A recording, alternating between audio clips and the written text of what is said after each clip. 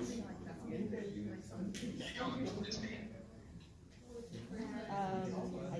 so. Hang on.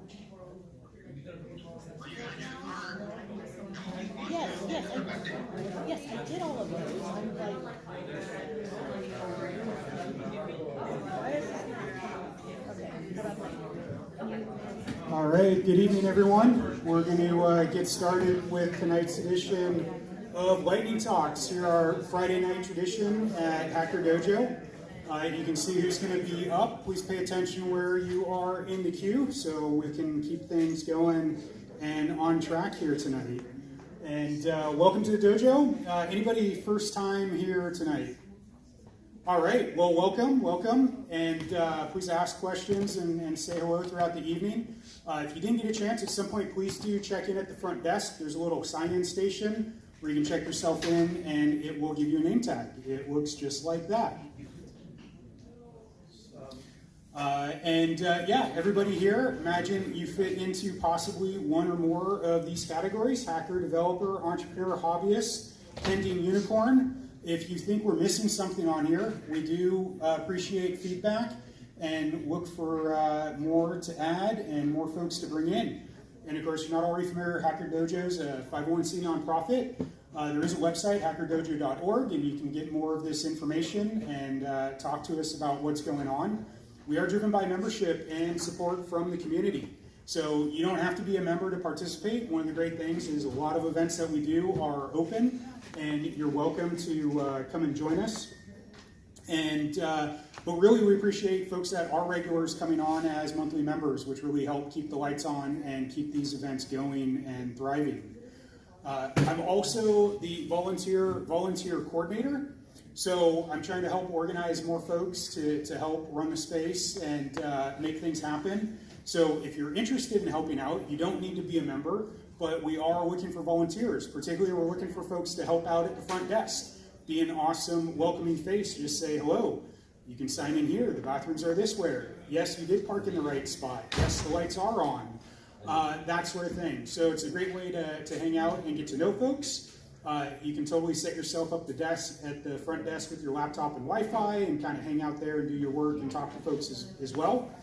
And then also we're looking for volunteers for anything else that you think would be awesome to add to the space. I think we'll be getting a barbecue going.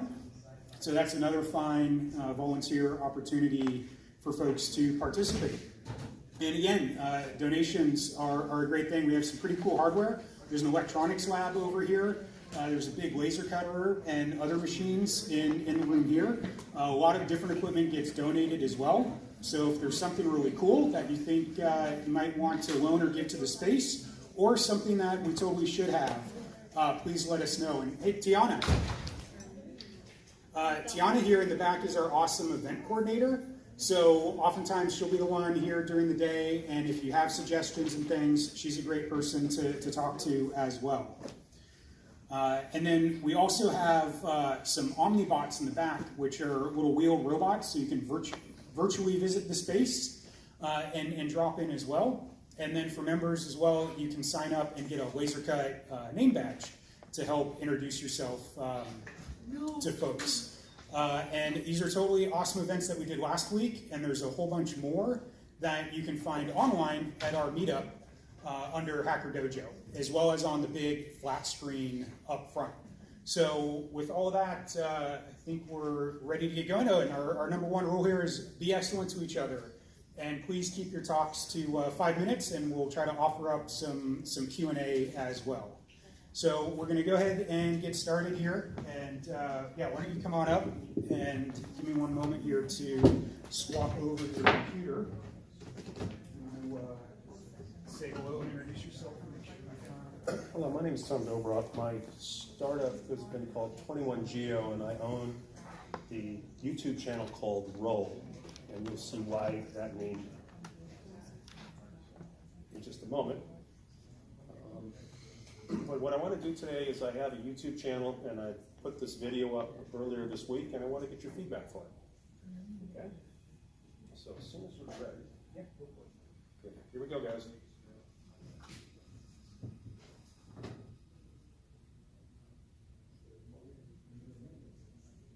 Welcome to roll.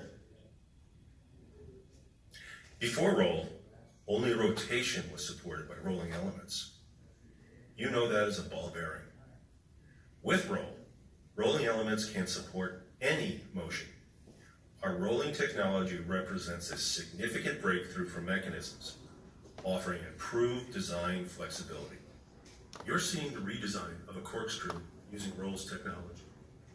Since we can support any motion, we can design a variable mechanical advantage. Since the forces are highest at the bottom, the mechanical advantage is 3 times higher there. You can expect a video covering the design aspects of the corkscrew on this channel. It's not just mechanisms. Roll delivers high efficiency drives. Our drives will rival LED light bulbs for global energy savings. The reason is simple. Everything in our drive rolls. Nothing slides. It has the efficiency of a bearing and the function of a gearbox. It's a substantial improvement from gears that slide, creating friction and energy losses. The small company roll has considerable potential to help the environment. The sizable energy savings comes from the breadth of uses. It's relevant for anything that spins. Cars, EVs, robots, air conditioners, wind turbines, hydroelectric generators, home appliances, buses, trucks, and lots more. There are thousands of applications with millions of designs and easily 1 billion devices. Here at Roll, we are committed to showcasing our technology through this channel. Next, we plan a video explaining how Roll's drives outperform gears for energy efficiency. We will also provide videos explaining our technology and its capability. As we invent new devices, we will produce videos featuring them on this channel. And we're going to have some fun. Our technology can produce amusing and whimsical devices. Stay tuned as we unveil the potential of Roll's technology and how it can positively impact a wide range of devices and systems. Get ready for some fantastic mechanisms. There's a lot to look forward to from this channel. Hi, I'm Tom Dobroth, founder of Roll and inventor of Roll's technology. What devices do you think would benefit from Roll's technology? Tell us in the comments. Not only are we going to cultivate this YouTube channel, we're going to advance the technology. Up next is an extensive testing program. It's expensive. We plan to fund it through YouTube and Patreon. For this to happen, a large number of our viewers must like and subscribe. Please help us help the environment.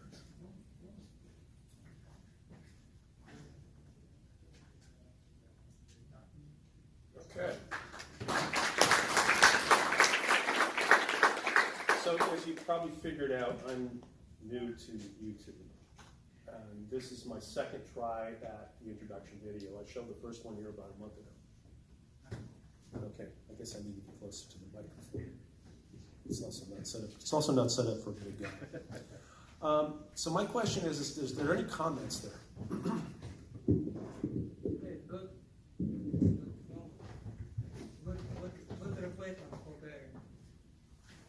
It's when I said we're going to rival LED light bulbs for global energy savings, was anybody offended by that comment? Was it just too bold a comment? You said rivaling LEDs? Yes. Yeah, that seemed bold. Just did it put you off? Yeah, I was kind of in disbelief. Okay. It didn't put me off, but I didn't move it because LEDs seem so revolutionary. How it can light LED? I actually found it pretty plausible because friction generated by traditional motors is a huge energy sink. So I actually think I was confused by that sentence because I initially thought you were trying to say that Roll's technology would be like directly rivaling and sort of like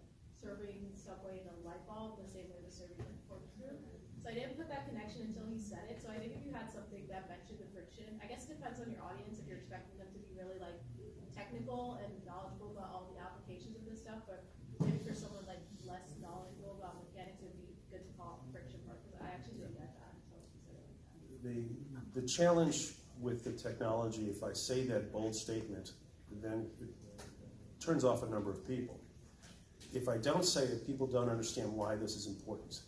So I appreciate what you said, because I think you're right. I'm making version 3 of the introduction and writing the script now, and I'm going to be toning it down, and it's going to be at the very end where I make that stick, something along that line. Go ahead. You need to put some real numbers in there. Say we compared this engine, traditional car engine, and this Stirling engine, and our new roll-based engine, and here's the amount of energy it takes to generate this much force. You cannot get the kind of data. I mean, this is, to get that sort of data set would take years to put together. You can't, you know, like I look at Tesla, and they have their teardown. They don't publish any data. Their teardown videos show that they do a 2-stage gearbox, roughly 3.3 to 1 for all of their cars. So that's expensive. There's 2 stages in there. Generally, that's a 10% loss. I'm hoping that my stuff comes in at about a 5% loss. Yes. What about having some kind of proof of concept? Like, yeah, maybe a Tesla is a bridge too far, but what about making something go-kart sized? Like robot. That requires money, and I ain't got none of that right now.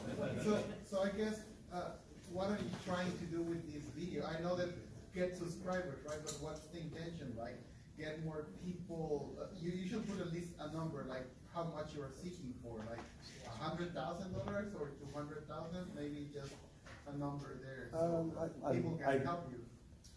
If you look at comparable mechanical engineering channels on YouTube, they make millions of dollars a year. I could point a few of them out right now if you wanted to. Yeah, we need to go to the next speaker. So thanks very much. All right, thank you very much. And Max, you ready to come and talk to us about DEF CON qualifiers?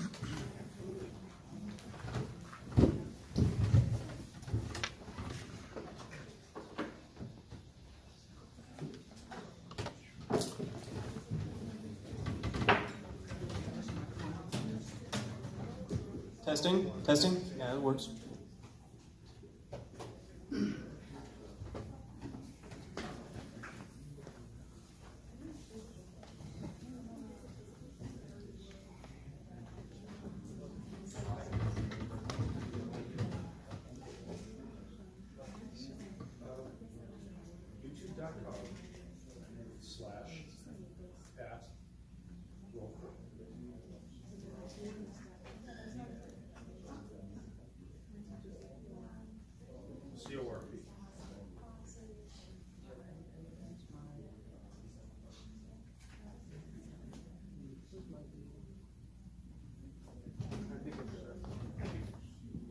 Okay, test, perfect.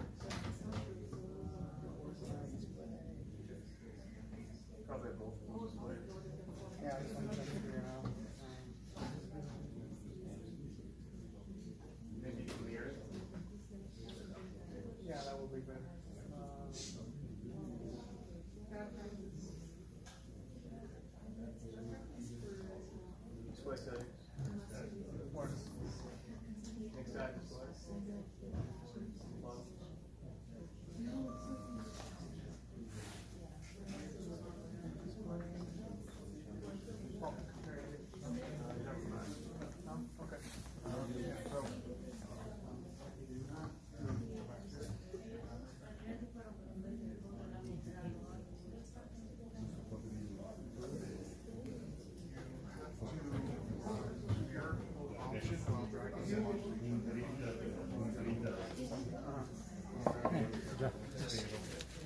Can I still add myself to the list? Huh? I'm not even on there. We're Max. You're Max? Yeah, we have more. Ooh, nice.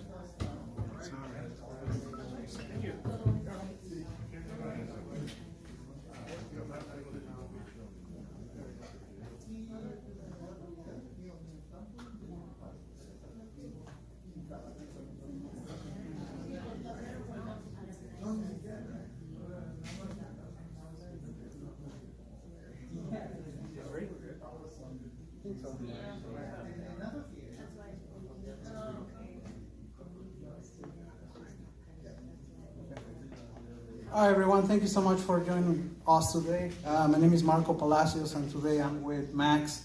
We're going to talk about the DEF CON qualifiers and basically what we're trying to do here.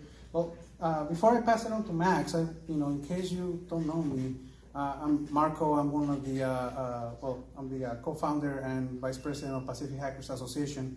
Pacific Hackers Association, we are a non-profit organization. What we're trying to do here is solve many of the issues in the cybersecurity industry. Number one being, diversity. We want to have more women. We want to have more people of color.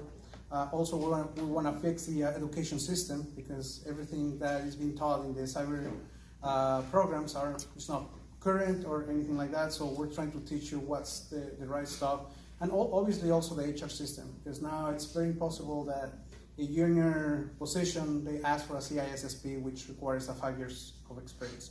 So that's one of the things that we're trying to do. We do have a lot of events that we come up with. Number one being the conference. So we've been having this conference at Hacker Dojo since 2018 at the old location. We did it in 2019, 2020, 2021. We couldn't do it for obvious reasons. But we came back in 2022, last November. And hopefully we're going to come back this year again. And also we do a lot of joint events with other organizations, such as OWASP. So if you're familiar with OWASP, we also do that. And lastly, we have our meetup. So in our meetup, we do a lot of, that's where we try to teach you the right stuff. So you can literally take it to work on Monday or school or whatever the case is and apply that knowledge that you learn over the weekend there, okay? Our next meetup is gonna be on June 10th and it's gonna be about hardware hacking. So if you're interested in hardware hacking or you don't know where to start, this is obviously the place to come and learn. And currently, we have as you can see on the classroom, we have a meetup where we're doing DEF CON qualifiers. So last year, we played first the DEF CON Red Alert CTF, and we want to do it again, but we want to go above and beyond. So that's the reason we're here. And Max is going to talk about it. Yeah. Hello. Thanks, Marco. Yeah, we're doing a bit of an experiment today. Actually, can you come over and... Yo, yeah. So, I think if you're familiar, DEF CON is the largest hacker conference in the world. It takes place in Las Vegas in August. You have people from all around the world with all technical backgrounds coming to learn how to break machines and play around with that sort of thing. And they have a main CTF, capture the flag competition. It's a hacking competition which has a bunch of teams pitted against each other in a test of knowledge and skill. And as Marco mentioned, we went there last year, we played the Red Alert CTF, and we wanted to do a little bit more of that. We wanted to play some more CTFs as a team. So we decided to try out the qualifiers, qualify for the main DEF CON CTF. Now, something to mention is that the main DEF CON CTF is crazy difficult. It's the Olympics of competitive hacking. So, and we're definitely not there as a group, Pacific Hackers. So that's why it's more of an experiment than an actual competition. We're currently in there working on the 3 challenges that are currently open. 2 are easy and doable, and we're kind of spending most of our time on that. One of them is practically impossible. We have some people online who have a lot of experience working on those. If any of you are cybersecurity masters, perfect. We would love to have you come take a shot at it. Maybe you'll have some fun. But if you're not, we're, of course, doing the other 2 introductory challenges. We've also got another CTF going on. We're treating it as a study group and kind of just seeing where it goes. We're treading new ground, not entirely sure where it's going to go, but we're having fun so far. So, as you can see right now, let me go back. We are like the top teams that are currently playing or solve at least the first 3 challenges are there. We are PACMIA, so as you can see, we're 26. But First two, okay. So as you can see, these are the teams that are competing right now. We're on 26, but that doesn't mean we're gonna be 26 forever. We can go up and down, right? So, but those are the teams that are currently playing and solve the first two challenges. You can hear more, see more about us. This is the events page. Here's the information how to join the Discord, which is right here. And you can learn more about it. So if you don't have a computer, we have multiple computers in there with Kali Linux. So you can, so if you don't want to use your computer, those are there to hack, okay? Don't take it as take it as a challenge, but don't be intimidated because, it's hacking, right? Come and learn, play, and go for it. Go from there. So with that, we're next door. Join us if you want, and welcome. Thank you. All right, thank you very much. And if you want to take a question to set the next speaker. Question? Any questions about anything, hacking, anything? Here. Yeah. Very silly question. Why did your leaderboard say top real estate agents? Yeah, so we don't actually know. We figured that out. The competition started at 5 o'clock, and then they post a bunch of challenges, and the theme seems to be real estate. So each challenge is like a property, and if we hack the challenge, we own the property. It's like coding a play on words, I guess. Any other questions? For your meetup on 10th, do you need to have cybersecurity background? No, but we're meetups. Those are designed for people who don't have any previous experience. If you want to learn, start your career in cybersecurity, that's where you come. Zero knowledge. We're gonna build you from the ground up. We're gonna teach you the hacker way. Because traditional education, you read a book, you go and take a test, and that doesn't work. Hackers, we think differently. That's where we're changing the world. So hack the planet. All right, thanks again.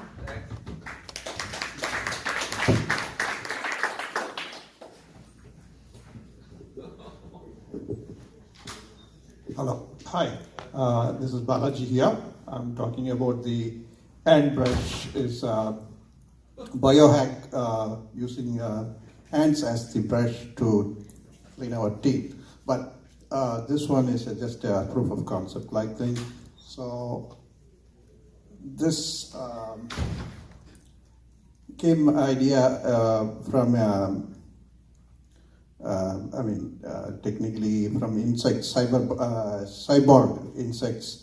They are doing some research on MIT where they use cockroaches, to send them with microchip where there is an earthquake or something to identify people underneath. So they are successful to identify based on the heat map, they can sense where they are. So based on that, I thought, why not use ants for our hygiene, dental hygiene. So ants are more intelligent. They have caves built under where it is thermodynamically very cool, and we why not use this ant intelligence to clean our dental plate? So that is one of the I was trying to see any possibility in there. And recently they are using ants to detect diseases like cancer. So they are able to pinpoint 90% accuracy with the ants, these different diseases also. So that is possible using ants intelligence, as they call swarm intelligence. So they are using even for self-driving cars because they are more intelligent in not overriding each other. They go in a systematic way. MIT are analyzing how they are doing it for autonomous cars also. So that way answer how we can use in way. So if you take a black ant and house ant, that is more safe to use than the red ants, which is more dangerous. And they are fond of sugar. So based on the sugar, our mouth can use a guard a dental guard we use usually for not grinding our teeth. It is available in Target for $20. So this type can be converted into ant colony, where we can give them environment to feed on the sugar in our mouth. So that is one of the thing we can do to not expensive way of cleaning. Sometimes the dentist charge a very enormous amount to repair our dental faults. So that to prevent that, this ant colonies can be grown as a dental brush to clean up our debris in the mouth. So so we can create a silicone-based one, which can be given a colony-like situation for them to work on. So when they move around, they can brush also, because it has a tiny silicones which activates as a brush. So nighttime we can wear, in the morning it will be clean. So that is the way, autonomous ways we can do using ants.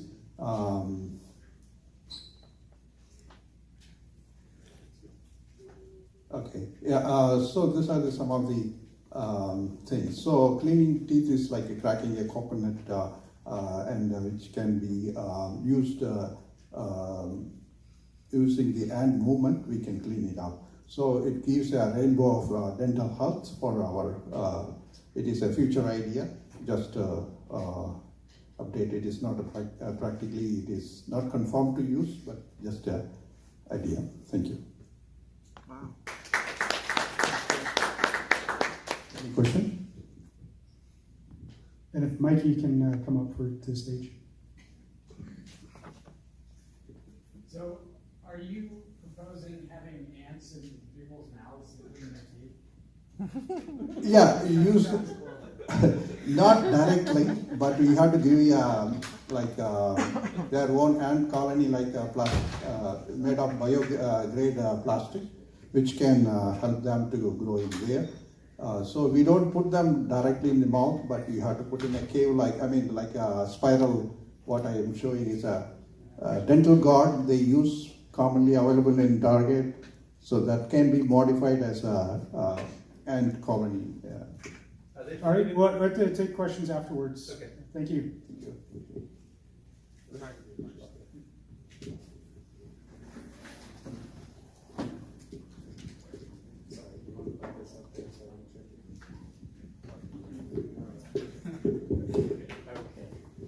Hello, everyone. Are there any filmmakers or writers in here? Yeah? Any sci-fi? Yeah? Okay, cool. So my idea is, it's called Infinity Bound, and it's a space movie, but eventually want to turn it into a series and a game as well. And so right now, really early on, kind of just build world building.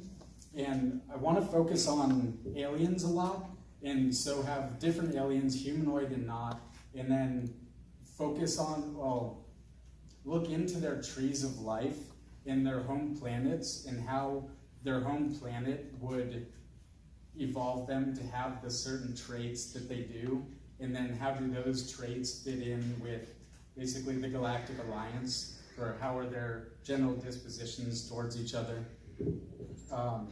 And then some really just interesting, like, I guess, science tools in there. Like, one is faster than light travel, and foregoing the time dilation problem of going near the speed of light by quantum tunneling. And so basically this key technology is neutrino cameras, basically, that can image things extremely precisely. And so when they get that extremely precise picture of, let's say, their momentum, it spreads their position wave function smoother, it spreads it out. And so the idea is use hand wavium to amplify the probability amplitude of its wave in a different position, and so have it just quantum tunnel there and not necessarily have to have the universe fly by when they go near light. And then one cool thing, doing that in atmosphere, I imagine it to basically, it would like push the air away like faster than light almost. And that would cause this atmospheric wave. And then this is where the numbers don't really work and it gets sci-fi. But basically it would all what's it called? Interfere constructively on the other side. It would collapse on the other side of the planet and create basically I have a gamma ray burst, something like that, some extremely powerful event that is then used as a weapon once we find out this glitch of the traveling mechanism, the FTL traveling mechanism. So these are just examples of things in it. I study physics. I'm super passionate about physics, and I'm also a creative, and so I want to find a way to bring that and bring my love and joy for physics and science to people. And I'm an actor as well, so I want to. I think I see within film it's so wide open to do whatever. With sci-fi, you don't have to be exactly correct. It doesn't have to be reproducible in different labs. You can kind of make stuff up and just have fun exploring the ideas. And so I'm kind of in the process of making this, coming up with it, but also finding a team of like-minded people to bounce ideas off of and grow it into something that's worth presenting more, officially with slides and pictures and stuff. So that's my thing. Thank you.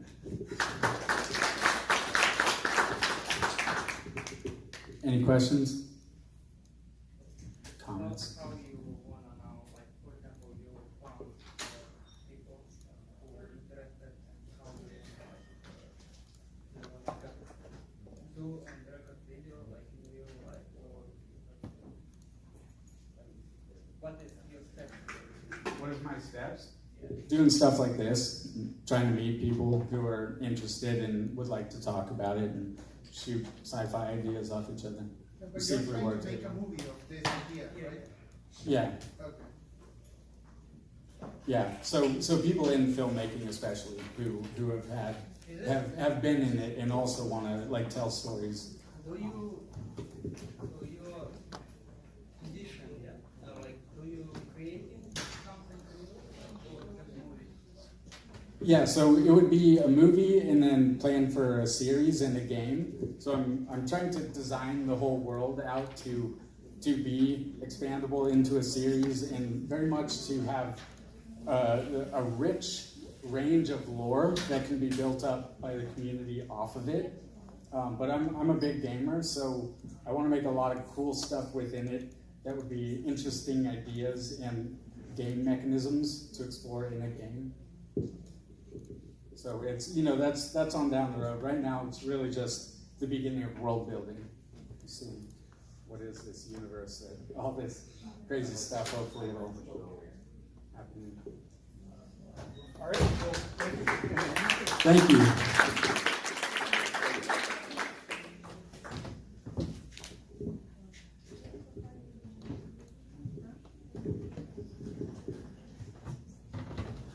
Hello, we came here from Mexico to talk about our startup membership. Welcome to the revolution of fitness.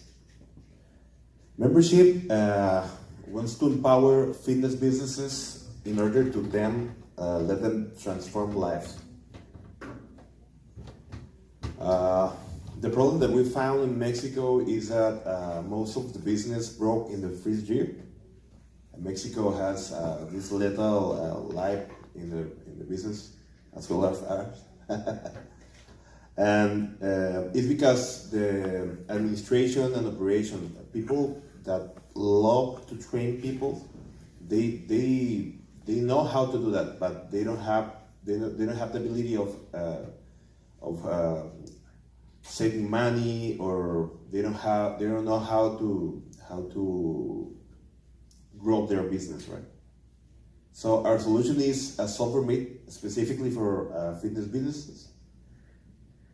The solution has the incomes, you can administrate your members, you can put your products, it's like a point of sale. You can get the access with biometrics and with QR code. Also, you can make the schedule of the classes, and you can bring the different classes and charge the money in the platform. So people, they don't need to give you cash. They can do it in the credit card. The mobile app is used not only for the QR code, but also they have a gamification difference. You can compete with the other guys and girls in the gym. So with different rallies, or depending on your calories, depending on your steps, or going to climb or trekking or running, you can get points, and those points will give you a number in the leadership. Right? The team is ours, Monoliths. We are a software development company based in Mexicali, Baja California, with experience in a lot of years, 12 years developing software for other people. This is our first one. We have presence in USA, Mexico, and South America. The opportunity?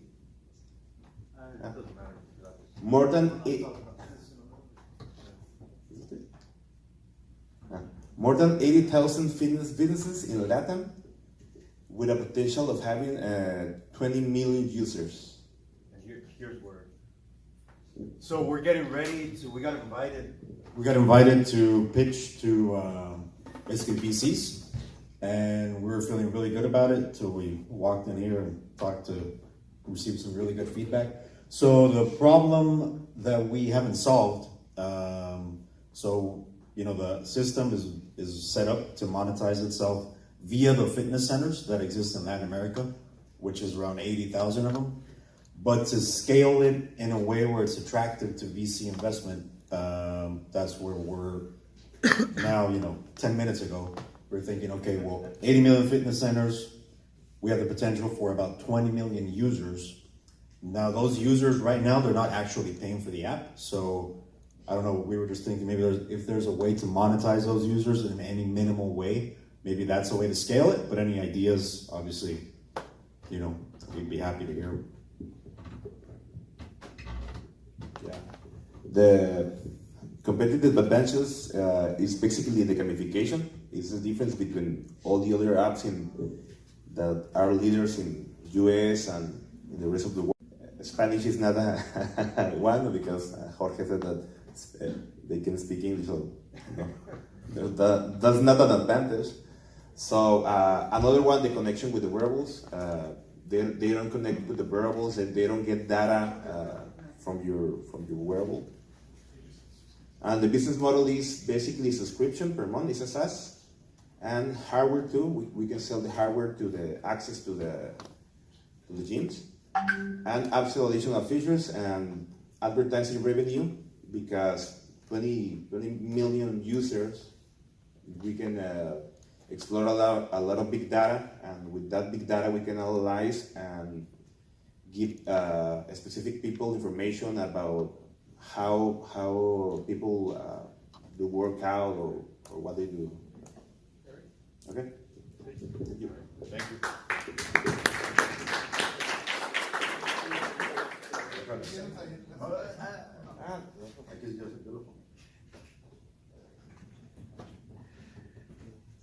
No te entendí. Explícame en español.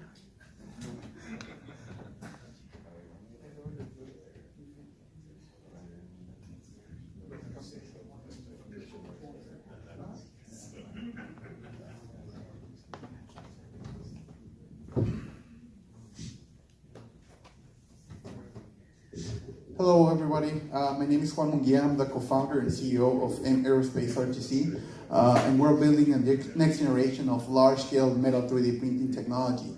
A little bit of my background. I'm an aeronautical engineer with a master's on aerospace design and focused most of my career developing several 3D printing technologies. Actually working on the industry, we started looking that the metal 3D printing industry was a huge market, and it's estimated to be worldwide an industry of more than $350 billion. But actually, did you know that to build a rocket probably will cost you more than $100 million, and it will take you more than a year to manufacture all these components? So that's actually why most companies are trying to implement new technologies, such as 3D printing, to speed up the process, but also to lower the manufacturing cost. And that is actually what in Aerospace RTC, we developed the first world's large metal 3D printer called Armstrong 2.0. So with our technology, we can print very big parts. We can build all the way up to 30 feet long metal parts. We can print up to 50% faster than our competitors and even 20% cheaper. So what's unique about our metal 3D printing technology is that basically we can build large structures. We can also combine several materials like half aluminum with half titanium, and also we can use it for repair applications. Also it comes with an augmented reality platform to track in real time how the parts are being manufactured, inspected, and assembled, right? So also we provide our customers with assistance about how to do a 3D printing part. And I will just skip this. So we have several customers already using our technology. Most of them are on the aerospace industry, but we have some applications on the medical, as well as the automobile industry and oil and gas as well.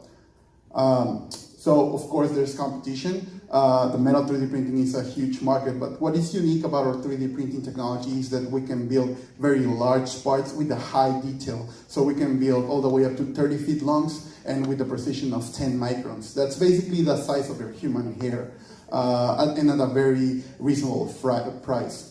So how are we making money? We're selling our metal 3D printers for $200,000. The second prong of revenue is we're doing contract manufacturing. So if you don't want to buy the printer, you just send the parts and we print the parts for you and you just ship it to you. And then the third prong of revenue is we charge $5,000 to our customer every 6 months just to keep the printers running. And also we sell the materials that goes for the printers. So far we have delivered 4 metal 3D printers. We're producing 6 right now. Our manufacturing facility in Mexicali. We have another pipeline of other 4. Actually, these numbers have been updated recently on this month. So last year we make around $1.5 million in revenue. This year we probably will make around $3 million.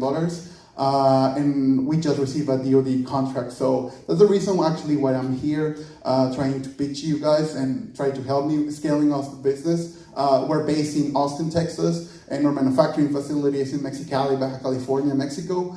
We have a great team full of mechanical engineers, aeronautical engineers, and with great experience on different companies. And we also have won several awards. And right now we're seeking $2 million investment to grow our business. We already have $1.2 million committed. This is an equity round. So I'm here pitching in Silicon Valley to talk with some VCs. And if you guys know anyone who will be interested in this deal, please let me know. This is an equity round, pre-money valuation of $50 million. So it's a great chance. And we have also great investors that already are part of this great company. So thank you very much. And if you have any questions, please let me know. Thanks.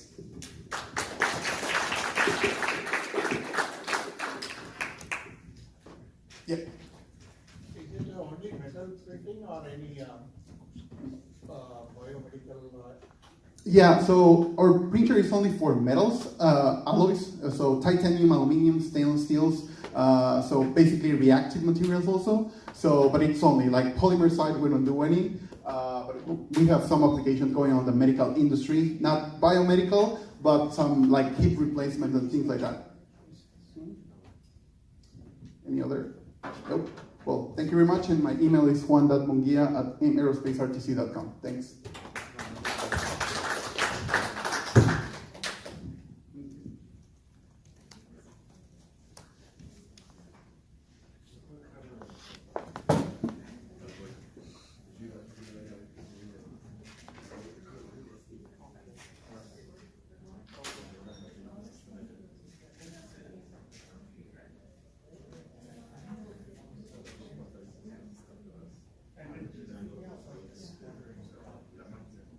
Is Doug from Sports Tech here? Going once? Hello everyone. Today I'm going to present Y-Quantum. It's a portable charging device for cars, for electric cars. Yes, I'm a software hardware engineer. Yes, based here. Feel free to connect me on LinkedIn. Yes. So we have now a problem with cars.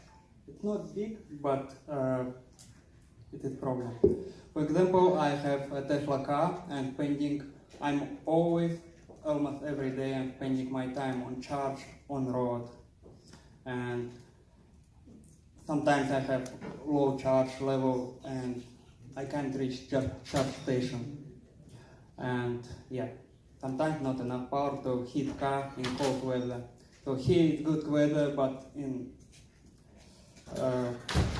cold regions it's going to be worse. Okay.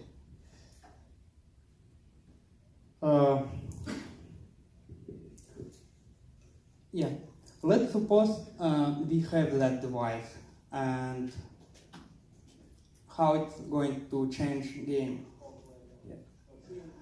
Yeah, we have that device. Next next level portable electric car charger. Yes, it's removing all the problems. So we don't have to worry about our charge.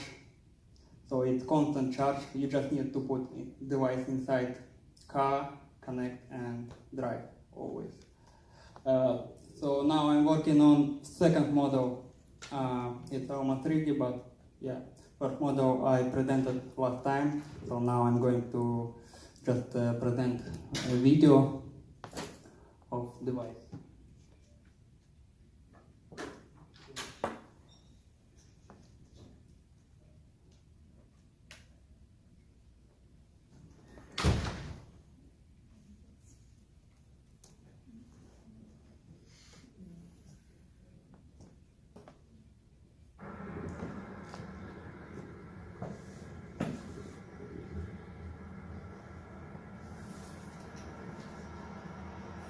Okay, let me close it.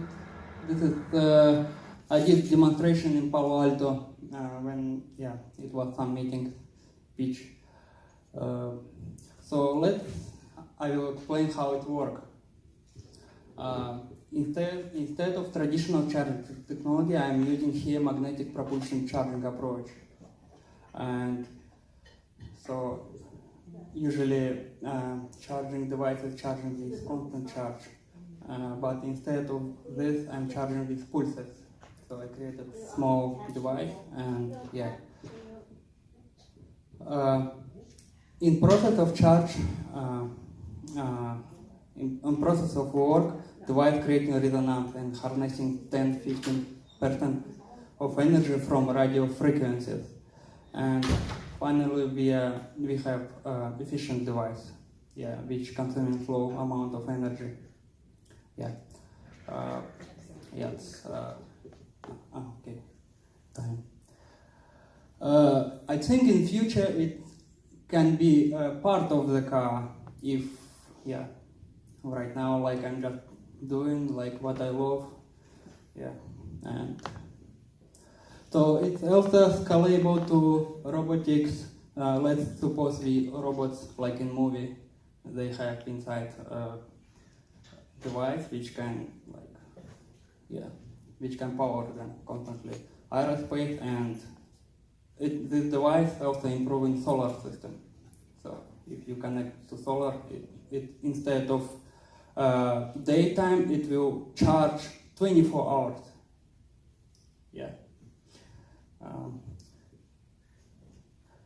Let's build a bright, good future together. Thank you. Do you have questions?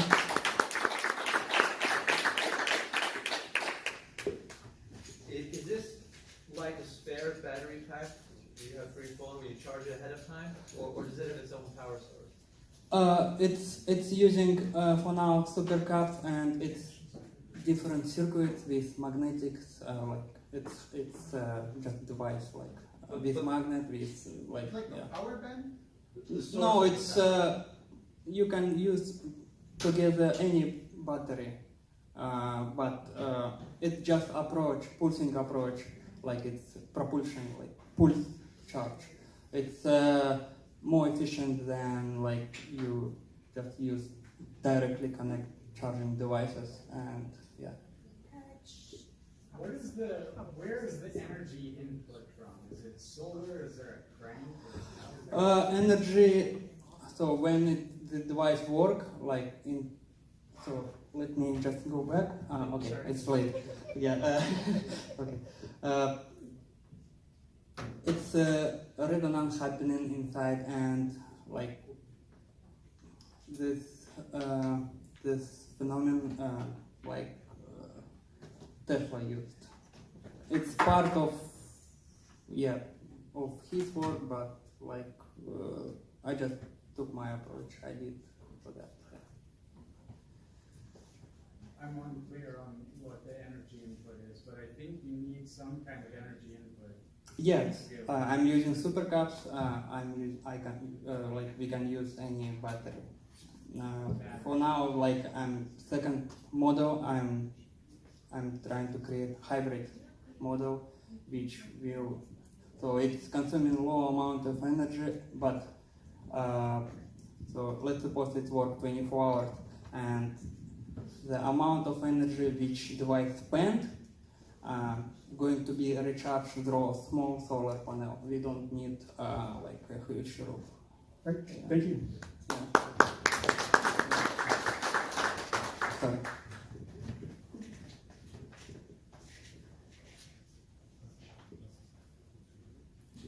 No introduction necessary, I suppose? Or?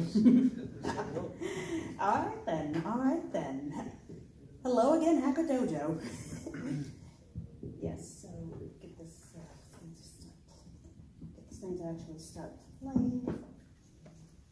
Just so I can get the timer started on it properly. And yes, so I have been, spending the last couple of months on and off trying to work on this teardrop trailer project that I have been dealing with. I had just to give you the quick overview from last time. I had purchased somebody else's half-finished project, and I'm starting to see why it was a half-finished project up for sale, just in terms of they had gotten this far on the wooden construction and sort of lost steam on the rest. Since the last talk, I have started applying some of the fiberglass, both on the inside in terms of the insulation, which you can kind of see here, as well as the outside. This is the start of the poor man's fiberglass, mostly the glue and canvas part on it. So after going ahead and finishing tidying up some of these holes here, the one that I'm currently standing in this photo is going to be a skylight for the trailer, and trying to finish up those parts. Then it came time to actually glue canvas to this thing. This is just standard drop cloth canvas. You find it at the hardware store for dirt cheap, which is, part of the idea here is that this is cheaper than putting on actual fiberglass or putting on aluminum, as some people want to do. There are a few limitations to it. You can start to see a few wrinkles forming within the structure, which I'm sure are going to be the bane of my existence as I start trying to cover them up with more and more layers of paint and everything else. This is just how it looks, before all of the gluing, which is why it looks all white and pristine, and the glue has sort of yellowed into what it currently is now. In fact, I'm sort of paying for a couple of those design decisions. specifically, as you might have seen in that first photo, just dealing with painting around the wheels was annoying as heck. So right now, I'm currently dealing with that. I've also been getting some unexpected help, which has shown some errors in a few of my calculations. Namely, my partner got involved, and my partner has done enough electrical work in people's houses that they want to treat the trailer like a tiny little house, including tiny little fuse boxes, and for some reason purchasing tiny microwaves. So yes, this is somehow supposed to be in there. He swears it's going to go inside his home office if it doesn't fit in the trailer, and I get the feeling that may happen. but I'm sort of going along with this, at least in part because they're actually thinking through a lot of the stuff with the wiring that I didn't put in mind there before, and I'm certainly glad to have, other than the fact that obviously, since the wiring is going in the walls instead of just through the walls, that's kind of part of the reason some of the fiberglass inside hasn't been covered yet. This just happens to be a picture of the tires off of the trailer so that I can actually get some of the glue and paint into those sections behind it. You can also see the can of Oops paint from Home Depot, because in the spirit of trying to keep these things as cheap as possible, I figure the first few layers are going to be that way, as well as some additional complications. So this is the galley door that I was able to pick up. Yeah. And, it's just a little bit too narrow in that it wants to fall into the trailer rather than sitting on top of it. So I'm going to have to add some trim to that, as well as a whole bunch of other things to try and make this thing work. At least I know what it is I'm having to work on now, so that's an improvement. Any questions?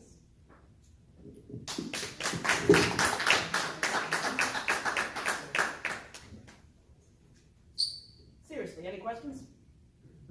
Are you planning to put like seals on it? Like seal it? In terms of putting like rubber gasket seals to try and provide some degree of weatherproofing, yes, and certainly once I'm starting to actually install things like the RV doors and the skylight, there's going to be all sorts of caulk and sealant to help, like nobody's business. But until we, that's like one of the last stages, just because of having to deal with the paint and everything else beforehand. Obviously, if I don't do it in that order, then paint gets on these items. But yes, we're planning to make this as able to be stored outdoors as we can.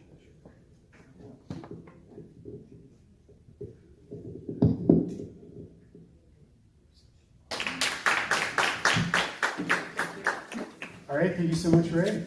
So we got just a couple more presentations for you here, and thanks everybody for hanging out and joining us. We do have a bonus presentation from Blockchain John that I hope you stick around and watch as well. And then we'll be able to take some more questions and Q&A outside.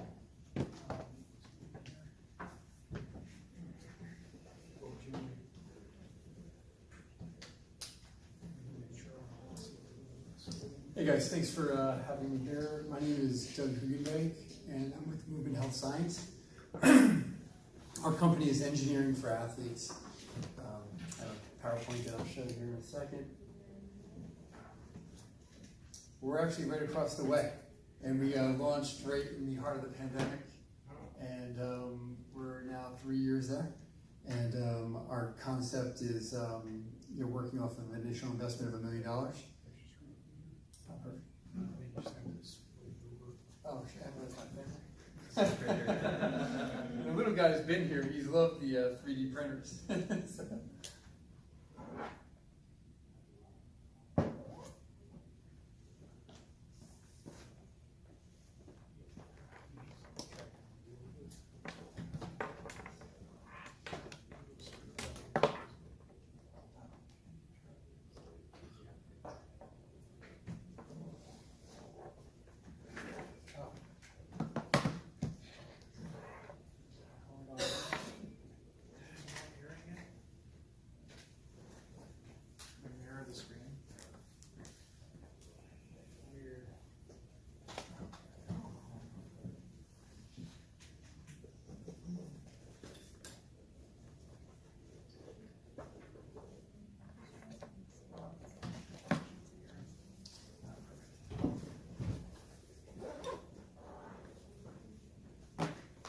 Great. Okay, so now we're working. Okay, so like I said, our company is Movement Health Science. We're right next door here. And our concept is engineering for athletes. So every structure in the world uses engineering principles to keep humans safe, except for the human structure. This is how the world right now sees a professional athlete who's really at the top of his game from a skill set perspective. And it looks really functional, does a lot of amazing things. He's paid about $2 million a year. And he's incredibly athletic to the way people see him, but this is the way that we see him at Movement Health Science. And we use a SaaS model of engineering to look at all of the athletes' inefficiencies or lack of movement economy. So what you just saw there in that athlete doing amazing things on the field is really not how he looks from a movement economy standpoint. So if you look at him here, and after looking at his videos, what we track, he's incredibly inefficient. And his key mechanical indicators only at a 56% level. So this is a guy who's making an incredible amount of money. His efficiency quotient is incredibly low. And when you look at his overall ability, he heads into the season yet injured again. And he's had multiple hamstring injuries, calf injuries, low back injuries, and they're just trying to keep this guy going. So when you look at the market right now, billions of dollars are spent on injury. NCAA, $1 billion a year, professional sports leagues, $1 billion a year. But when you look at what's being spent on injuries, there's really, with all the technology integrated into high performance cultures, no reduction in the overall prevalence of injury. And we have the studies here that show this as recently as 2019. So what's happening is billions of dollars are being spent on injury, but billions of dollars are also being spent on performance analytics. And performance analytics explain what happened, but not why. What you saw in our identification with our software, we identify the why. So the missing link is structural efficiency. So our software identifies structural efficiency quotients in athletes. It's very sensitive, very specific. And this data was never before available before now. We've pioneered the method of looking at structural efficiency in athletes.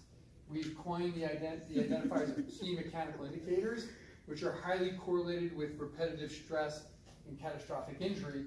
Our method was really built on the foundation that the department I led at the University of Southern California in performance biomechanics. And year to year, we brought the injury rate from ACL from 30% to 3%, and then a year-on, year-out reduction overall prevalence of athletic medicine by 50 some odd percent. So our method was really honed at the university, but now over next door here, we've made it into a SaaS model so it could be globally proliferated. And we have back-end engineers. We have 2.5 engineers right now. We're in a bootstrap mode. So everybody's working with us as a part-time hustle. But when you look at the ease of our motion capture right now, which is really the hallmark of our platform, is you just simply use any handheld device to record the athlete's movement characteristics, which are real movements. Every athlete runs. Every athlete has to load from a single leg standpoint. You upload the data into our cloud platform, and then simply after progress on the back end or processing on the back end in the cloud, the athlete gets their reports, which identify all their energy leaks and all the deficiencies in their athletic structure. We have a lot of traction right now. We have our first professional sports team contract with Sporting Kansas City, but we're in a pre-beta mode right now in function, and we have a number of sports teams paying us, collegiate team paying us, and we have a huge pipeline of interested inquiries. Green Bay Packers, Austin Football Club, all wanting our product. We're really only held back by our runway right now. And this is our founding team. Mark is here. He's Chief Operating Officer, attorney by trade. This is me, our lead engineer. This is some testimonials from athletes we've worked with, all who love our product, all who are professional athletes. We're in a B2B model right now, going to business to consumer, which is the market's even more robust, and you can access it on your handheld. We're currently looking for $3 million in funding, and we're currently talking with 4 different investor groups and a number of investor groups who are looking to partially fund the round. So thank you for your time. If anybody's interested in more information, I'd be happy to answer questions.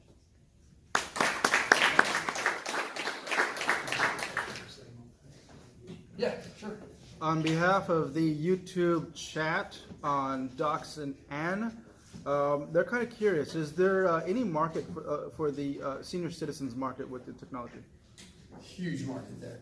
We're operating a Tesla model where we're going after high performance cultures, namely professional soccer, Big 5 professional sports league. But we are also talking with international healthcare entities in Australia and in the Far East who are really interested in our product for those different populations. What about the VA? You know, it's certainly there. That's certainly a market that we can tap into. Huge opportunities there. Thank you. Thank you so much. And this is our neighbor too, so you can. Hey guys, if anybody wants to see what we're doing, I'd love to meet you guys. Just come right over. I'll give you a cold beverage and share some fun stuff that we do. Thank you.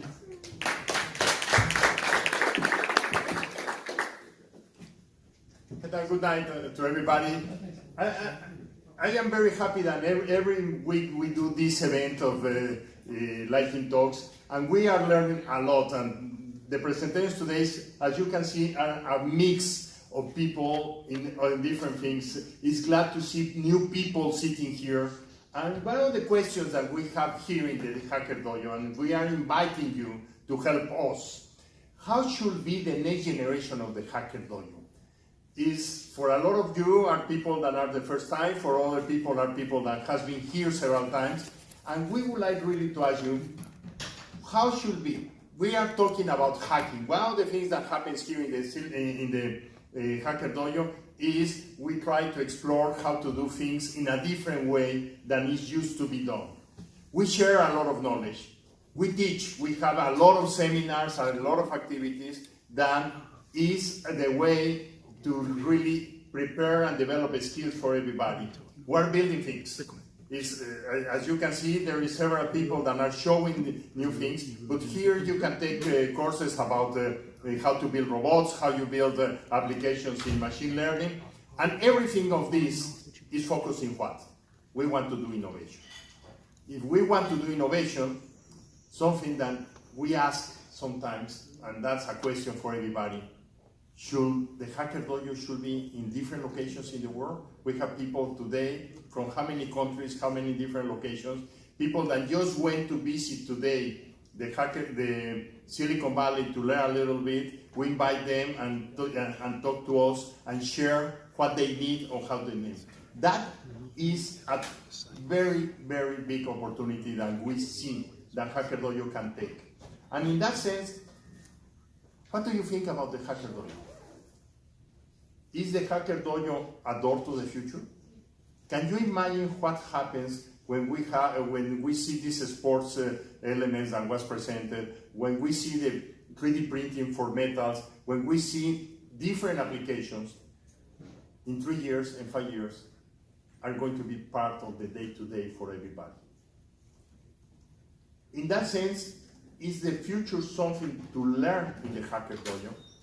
That's something that we do all the time. We invite people to talk, to give seminars. Yesterday, I surprised, we have people from Argentina, we have people from Baja California. We finish and we have about 50 people, 60 people from learning Python. Then we have another group doing this point that was presented by Marcos about the DevCon. Is the future something to learn in the Hacker Dojo? We have a seminar here every 2 weeks that's there, is where the ideas come from.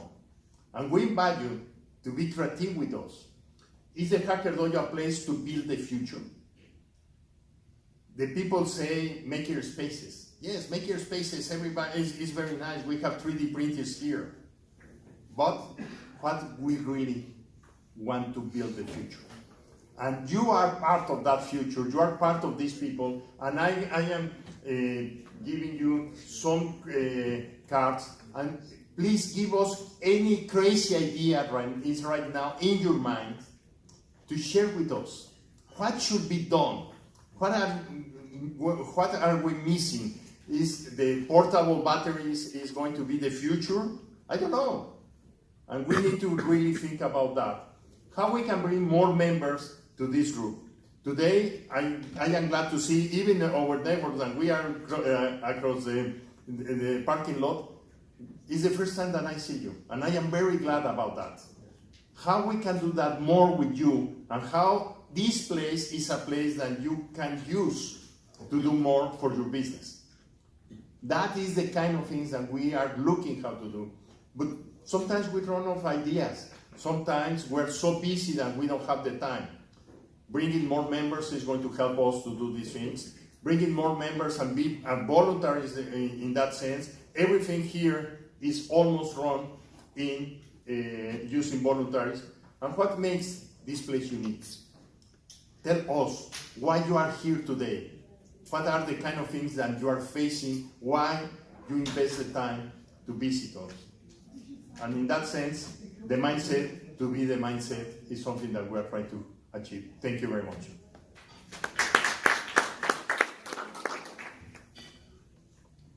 All right, we got one more presentation for tonight. Blockchain John is going to come up and talk to us about Bitcoin. And while we get him set up, if you have any questions, fire them away. And also let you know, we've got the CTF from the DEF CON folks going here in the classroom.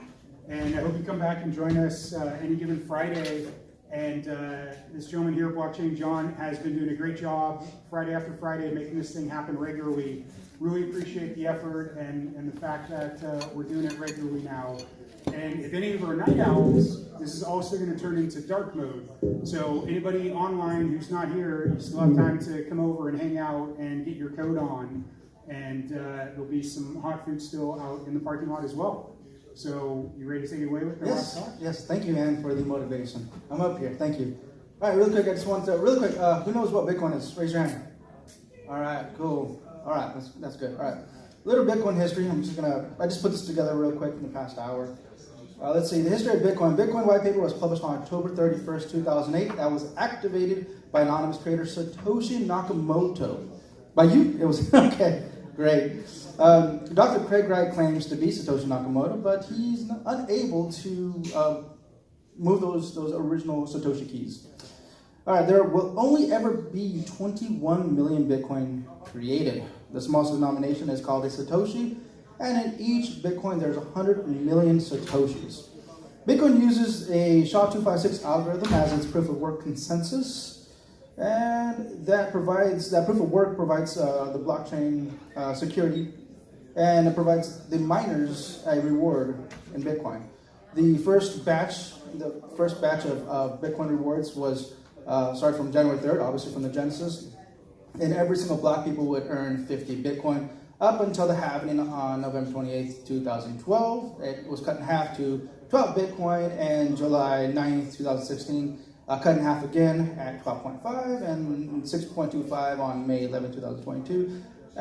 That's currently what we're at right now, 6.25 as of now, every single block. And then, of course, in April 2024, next year, it's going to be cut in half again at 3.125. All right, miners. The current difficulty rate as of right now is 376 million terahashes a second. That is massive. Right, so every 10 minutes, one miner in the whole world gets to mine these blocks, right? Every single block. And it does pay them the transaction fees and the block rewards. The average reward as of right now is about $170,000 per each block. So every 10 minutes, somebody's earning $170,000. The network does have a difficulty adjustment rate every 2 weeks, about every 14 days, or 210,000 blocks. That's to prevent from centralization and people pretty much dominating the network. So as more miners jump online every 2 weeks, the difficulty rate does adjust. Yeah. Oh, the Genesis block, yeah. So embedded in the Genesis block, the first block to ever be pushed out on the blockchain, the Bitcoin blockchain, was this. It was embedded in the metadata. The Times 03, January 2009, Chancellor on brink of second bailout for banks. It's pretty cool. Hal Finney was the first person to receive a Bitcoin transaction of 10 Bitcoin. Rest in peace, Hal Finney. In 2010, Laszlo bought 2 Papa John's pizzas. Coincidentally, it was this past Monday. That's the anniversary, May 22nd. Was the anniversary. So yeah, it's officially called Bitcoin Pizza Day. Silk Road in February 2011 was activated. It was alive for about 30 months. If you guys don't know what that is, it's pretty much a dark market for illegal transactions per se. And it was shut down. It was created by Ross Ulbricht, and the DOJ seized about 30,000 Bitcoin. Then around September 2012, the Bitcoin Foundation was founded to promote Bitcoin development. And there's a picture of Ross. All right. Segregated witness was activated on October 2006, which is an amazing improvement in Bitcoin, which added a bunch of other features into it. Let's see. 2017, the price started at $998 and rose to a massive $19,783 on December 17, 2017. 2022 in August. All right, MicroStrategy invested $250 million in Bitcoin. Is this going down? I feel like this is going lower. MicroStrategy invested $250 million in Bitcoin as of 2020. Square placed approximately 1% of its reserves or its assets in Bitcoin, and PayPal on November 20th announced that it could buy, hold, and sell Bitcoin. In November 2021, Taproot was activated, it was added to the Bitcoin protocol, and that added the feature for Schnorr signatures, smart contracts, and the Lightning Network, which is a big thing. If you guys don't know what the Lightning Network is, that is awesome. Let's see, 2021. Let's see, the SEC approved Pro Shares. Oh, the ETF, yeah. So it's a futures ETF that was activated. Bitcoin El Salvador became legal tender, and same thing with Central African Republic on April 27, 2022. And then May 10th, Do Kwon Terra, UST, just collapsed the whole economy, the whole crypto economy. Everything went down because a lot of companies were over collateralizing. Celsius Network, the Earth Capital, Voyager, Genesis, BlockFi, FTX, and a bunch of others. All right, and the newest thing as of right now, 2023, is Ordinals and Nostr. They are amazing platforms. Check them out. That's all I have. You guys want to check me out, Blockchain John. I do have a podcast called Cryptocurrency Chat, and the company name is C3 Media. That is our coin tree. That's all I have. Thank you guys for listening.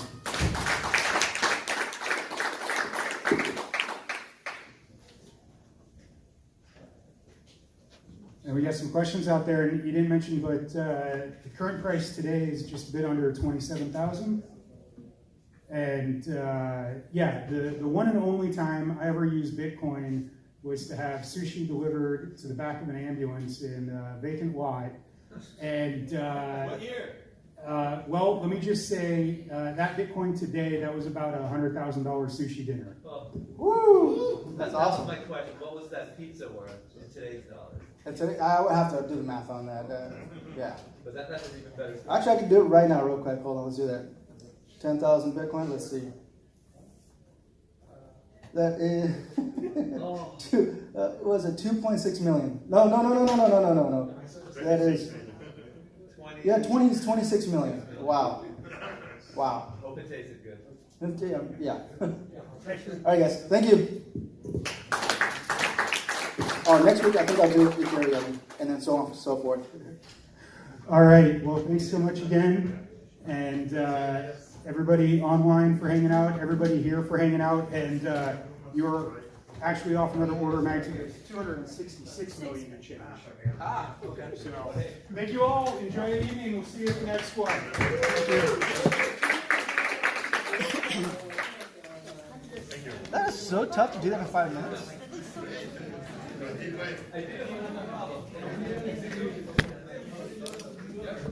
Let's take a walk. Let's take a walk around and check things out. Well, let's turn on some music here. Oh!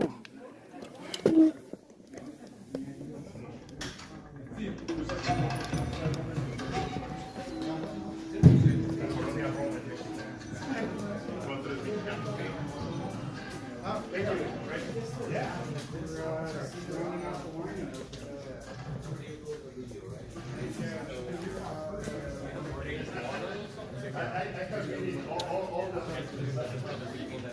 him and John, great idea to go over the history of it, because Ethereum can hit NFTs and contracts. Yeah.